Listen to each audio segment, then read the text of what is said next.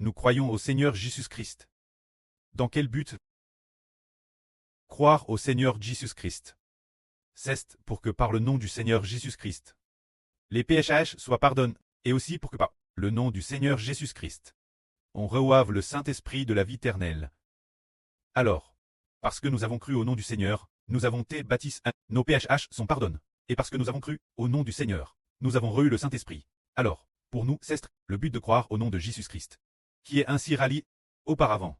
Quand nous lisions la Bible dans les temps anciens, quand nous lisions la Bible autrefois, nous avons découvert que lors des réunions religieuses, les gens dans leur cursus ne comprenaient pas du tout le but de croire en Jésus. Autrefois, le frère Heber, dans l'église, quand nous nous réunissions ensemble, chaque semaine, il y avait des réunions en semaine et le week-end. Il y avait aussi des sermons de pasteurs et des documents de réunion. Mais ce qui était prêche n'était pas pour amener les gens à croire en Jésus, pour obtenir la vie. Ce qui était prêche, par exemple, parlait de l'Ancien Testament, de tel principe, de tel autre principe, qu'il fallait utiliser un certain principe biblique pour guider sa vie. Comment mieux vivre? Comment faire pour obtenir la paix et la joie? Comment faire pour pouvoir, dans le travail, en tirer profit? On ne parlait que de « ah » et tout cela, bien qu'ayant une certaine valeur. N'est-ce pourtant pas notre but en croyant au Seigneur? Notre but en croyant au Seigneur est que par le nom du Seigneur Jésus-Christ, les péchés soient pardonnés, et que par le nom du Seigneur Jésus-Christ, on reçoive le Saint-Esprit, afin d'obtenir la vie. C'est cela, le but de notre foi au Seigneur Christ. Alors, si nous continuons d'étudier l'ancienne loi de Mose et les livres des anciens prophètes, si on l'étudie bien, c'est certes une bonne chose, bien l'étudier, c'est tourner les gens vers Jésus, ou bien prophétiser des choses venir. Pour faire simple, cela a certes une certaine utilité. Continuez d'étudier ces choses anciennes. Continuez d'étudier ces choses anciennes. Cela n'a pas grande valeur. Mais par exemple, quand nous lisons 1 et 2 Samuel, cela raconte comment Dieu a rejeté Saül et établi David comme roi. Cela raconte ces choses, l'histoire du combat de David contre Goliath, et aussi l'histoire de David voulant bâtir le temple. Mais est-ce que ces choses donnent la vie éternelle? Pas du tout. Pourtant, il y a une certaine utilité. C'est ce que David est une préfiguration du Seigneur Jésus. David a bâti le temple. Dieu a affermi le trône de David pour toujours, ce qui préfigurait le trône éternel du Messie venir. Et maintenant, le Christ est déjà venu. Lorsque nous étudions l'Ancien Testament, nous comprenons les préfigurations, et cela suffit. Mais, comme l'a dit l'apôtre Paul, lui qui était dans l'Antiquité, un élève brillant parmi les Juifs, il maîtrisait absolument l'Écriture et connaissait Thérèse bien la loi de Mose. Pourtant, Paul a dit, ces choses qui m'étaient autrefois profitables, je les considère maintenant, cause de Jésus, comme une perte. Elles n'ont aucune utilité. Je les considère comme de la boue, afin de gagner le Christ. Pourquoi? Considérez ces enseignements de l'Ancien Testament, et, madame, les livres de Mose, comme de la boue, afin de gagner le Christ. Parce que ces paroles, bien que certes, elles viennent de Dieu. Cependant, Dieu n'avait pas encore donné Jésus aux hommes. Dans l'Ancien Testament, Dieu enseignait seulement aux hommes d'offrir des buffles et des moutons en sacrifice, pour que leurs péchés soient pardonnés. Alors, bien qu'ils aient offert des sacrifices, les hommes n'ont pas reçu le Saint-Esprit par ces sacrifices d'animaux, ni obtenu la vie éternelle. De plus, celui qui avait le mieux appris, le meilleur, c'était le souverain sacrificateur. Celui qui avait le mieux appris pouvait tout au plus traverser le voile pour atteindre l'arche de l'Alliance, c'est-à-dire qu'en étudiant la loi, on atteignait le niveau le plus élevé, tout comme le souverain sacrificateur de l'époque, qui était au niveau le plus élevé, il pouvait tout au plus traverser le voile pour s'approcher de l'arche de l'Alliance, voir l'arche, et voir les deux glorieux Rubens. C'était le niveau le plus élevé de la loi. Plus tard, on a découvert qu'au bout de la loi, il y a le besoin de la rédemption du Christ. Car la loi n'a pas permis, n'a pas conduit l'homme jusque Dieu. Elle a seulement conduit l'homme vers l'arche, vers les deux tables de l'Alliance. La fin de la loi c'est ce qui a été promulgué, se dire ces deux tables sont le cure, madame de la loi, elle y conduit l'homme, l'a amené, et finalement, Tout au plus, le souverain sacrificateur peut traverser le voile. Pour arriver devant l'arche, et l'intérieur de l'arche, se trouvent les deux tables. C'est-à-dire, c'est cela, le niveau le plus levé de la loi. Pourtant, une fois arrive l'arche peut-elle nous donner la vie éternelle? Peut-elle faire couler l'eau de la vie? Absolument pas. En réalité, l'arche est une préfiguration de ce qui allait venir. Les tables représentent Dieu et l'Esprit du Seigneur. Mais maintenant, le Fils de Dieu, le Seigneur Jésus-Christ, est, dis-je, venu dans le monde en tant qu'homme. Nous comprenons alors qu'il nous faut laisser de citer toutes sortes de connaissances bibliques passent, ou bien autrefois nous avions dans le séminaire ces connaissances, nous les avons toutes abandonnées. Nous n'en voulons plus, voulant seulement le nom de Jésus-Christ. Se dire seulement Jésus crucifié. Si nous obtenons Jésus, nous obtiendrons la GR16 du pardon des PHS. Alors croire au nom de Jésus et très baptiste, cela est bien au-dessus des Juifs. Ton sacrifice de chaque jour surpasse aussi de loin leur expiation annuelle. Obtenir le nom du Seigneur Jésus, c'est obtenir l'Esprit de Dieu, c'est obtenir la vie, c'est le que la loi arrive son terme qui est Jésus. Obtenir Jésus, c'est seulement alors obtenir la vie éternelle. C'est ce qui nous fait comprendre qu'il faut considérer Jésus-Christ comme le trésor suprême, et non la loi comme le trésor suprême. Auparavant, quand le frère Heber lisait la Bible, il pensait tort que la Bible était le trésor suprême.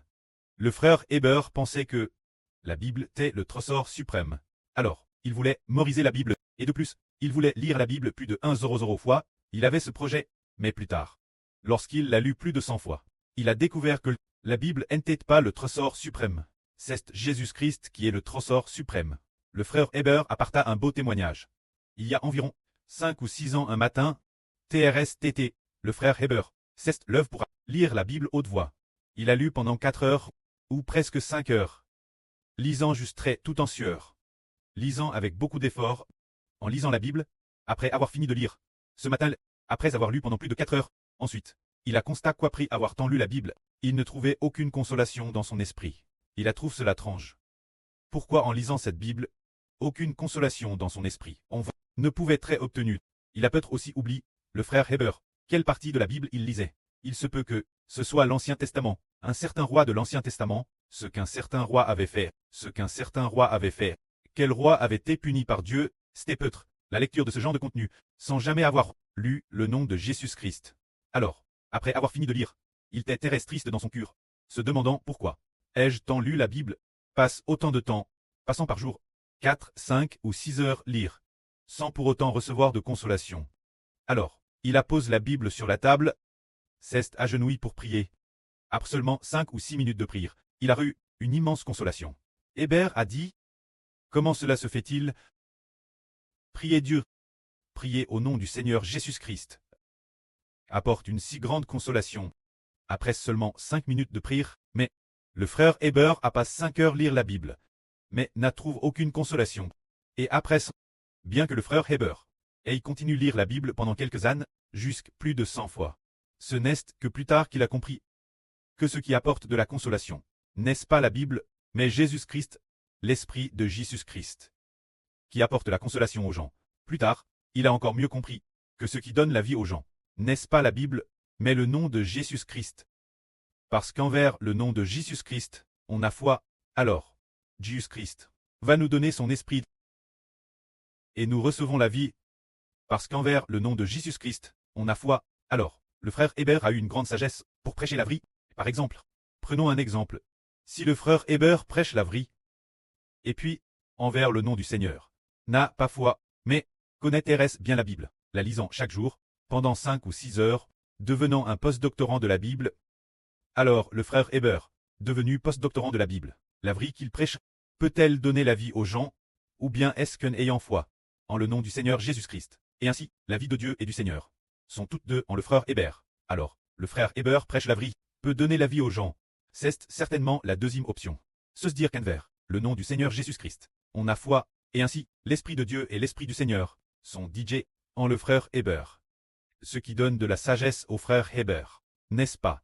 Le fait que le frère Heber connaisse bien la Bible ou non. C'est uniquement l'Esprit qui habite en le frère Heber. Se dire l'Esprit de Dieu et du Seigneur en lui, alors, il peut nourrir, on peut dire, nourrir les enfants de Dieu. Ce n'est pas parce que le frère Heber connaît la Bible, cela n'a aucun rapport, car nourrir les enfants de Dieu, ce n'est pas faire en sorte que les frères Essurp aillent apprendre toutes sortes de connaissances de la loi, ou bien, comme le col, l'enseignant instruit. Pour stocker le savoir dans le cerveau, les frères Essur ne doivent pas recevoir de la connaissance de la part du frère Heber pour la mettre dans leur cerveau. Mais ils doivent recevoir du frère Heber un cure qui croit en Jésus-Christ. Pour le dire plus directement, c'est recevoir directement le Saint-Esprit, afin que l'esprit des frères Essur soit nourri et que, travers la vie du frère Heber, leur foi en le Seigneur soit plus ferme, leur confiance envers le frère Heber soit plus solide. Ensuite, partir du Seigneur et du frère Heber, le Saint-Esprit qui est en eux, puisse entrer dans les frères Essur, permettant aux frères Essur en eux d'ouvrir le canal du Saint-Esprit. Tout comme une conduite d'eau du robinet. Ouverte, alors, l'eau du robinet coule, et entre dans la maison, prête très utilise, c'est précisément pour obtenir la vie. Ainsi nous comprenons que, auparavant, quand nous étions dans la religion, nous nous réunissions pour acquérir de la connaissance concernant la connaissance du Seigneur Jésus-Christ, ou la connaissance de la Bible, concernant la connaissance de Dieu. Maintenant en venant chez le frère Heber, ce n'est pas pour recevoir de la connaissance, mais pour recevoir le Saint-Esprit, recevoir la vie, puisque le prêtre a dit autrefois au frère Heber que le frère Heber est l'eau de la vie. Ken, lui, se trouve l'Esprit de Dieu et du Seigneur. Quiconque revoit l'imposition de ses mains recevra le Saint-Esprit. L'avenir, déesse, qu'il y aura une prière, bien que les enfants de toute nation et tribu prient dans divers endroits. Ils seront alors Gears, la prière du frère Heber. L'Esprit du pré et du Seigneur entrera dans tous les enfants qui croient en Heber et qui l'accueillent. Quand nous propagerons cet évangile, toutes les nations et tous les peuples. Après avoir posé toutes les canalisations, beaucoup d'entre eux, en écoutant continuellement, comprendront. Lorsqu'ils seront baptisés, ils recevront, cause du frère Heber, le Saint-Esprit. C'est pour cela que nous croyons en Jésus. C'est précisément pour le Saint-Esprit. Tout comme le précleste a dit Jean. Celui sur qui tu verras l'Esprit descendre. C'est lui qui par le Saint-Esprit baptise les gens. Si quelqu'un croit en Jésus, mais pas pour recevoir le Saint-Esprit, alors sa foi en Jésus ne lui apporte aucun bénéfice, tout comme, après ce que le Seigneur a accompli, le miracle des 5 pains et des 2 poissons. Le lendemain, beaucoup de gens sont venus poursuivre le Seigneur. Le Seigneur a dit, vous me cherchez, non pas parce que vous avez vu des signes, mais pour le miracle des 5 pains et des 2 poissons. Seulement pour avoir de la nourriture mangée. Vous ne venez pas moi. Pour recevoir la vie. Le Seigneur a dit, en venant au Seigneur, on devrait recevoir de lui la vie, et non pas recevoir cette nourriture des 5 pains et des 2 poissons. De madame en venant chez le frère Heber. Ce n'est pas pour apprendre des connaissances, mais pour croire au nom de Jésus-Christ. Recevoir la vie, et aussi pour croire au nom du frère Heber, afin de recevoir ensemble une vie abondante, tout comme auparavant. Le frère Heber prêchait RS bien la vie. Alors, certaines personnes venaient écouter. Après avoir coupé, elles l'écoutaient plusieurs fois par jour. Parmi elles, il y avait une surnomme Liu Guihua. Bien qu'elle ait coupé, c'était uniquement pour, après avoir entendu le frère Heber prêcher la vie, accumuler des connaissances, afin de mieux se préparer, mieux prêcher elle-même l'avenir. Ce n'était pas pour recevoir la vie d'ici. Il y a aussi une femme nommée Zimaï, c'est la même chose. Elle ne vient pas ici pour recevoir la vie ensemble, pour bâtir la vie ensemble. C'est seulement que, après avoir coupé, afin de prendre les enseignements du frère Xibo, et de les transporter vers sa religion pour les y prêcher, pour rendre ses discours plus captivants. C'est dans ce but, mais ce but, puisqu'il n'est pas d'obtenir la vie. Finalement, elle n'obtiendra rien. Madame, si elle a acquis beaucoup de connaissances, si l'Esprit de Dieu n'est pas en elle, elle ne pourra toujours pas exprimer les mystères de Dieu. Que la gloire soit auprès et au Seigneur.